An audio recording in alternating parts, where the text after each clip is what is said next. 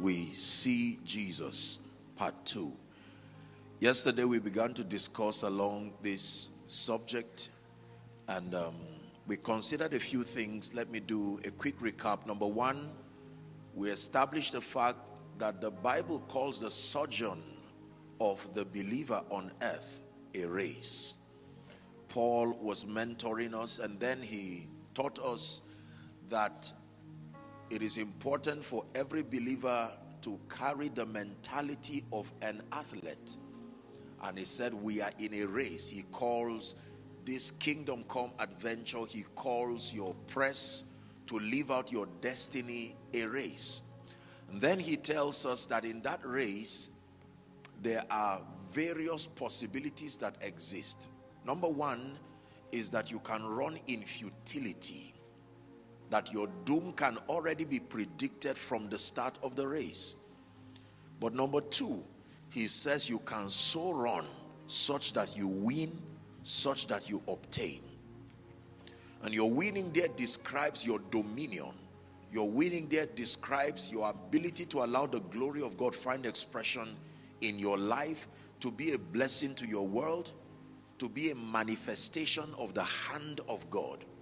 He says there are men who have sojourned and they obtained in this journey. He calls them the cloud of witnesses. Are we together now? Then he says to run with perseverance the race that is set before us. So we established yesterday that all believers, in fact all men, are in a race. Destiny actualization is called in Bible language a race. Number two, we established the fact that there is a formula that is responsible for victory. That if and when an individual runs and wins, it is because he ran so in keeping with a spiritual formula that guarantees winning. Are we together? And I told us that this formula is first a spiritual posture that you must take, and then number two, it is an orientation that you must have. And Paul simply calls it looking unto Jesus, that there is a way men can run such that they win. Regardless what it is, they win.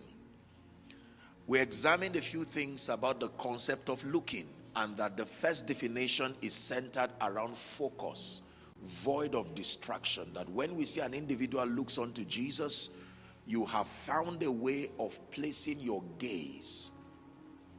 You have learned how to shed off distractions, and your gaze is upon Jesus. Number two, when we look unto Jesus, it is a communication of our dependence. The Bible says it this way: the just shall live by faith.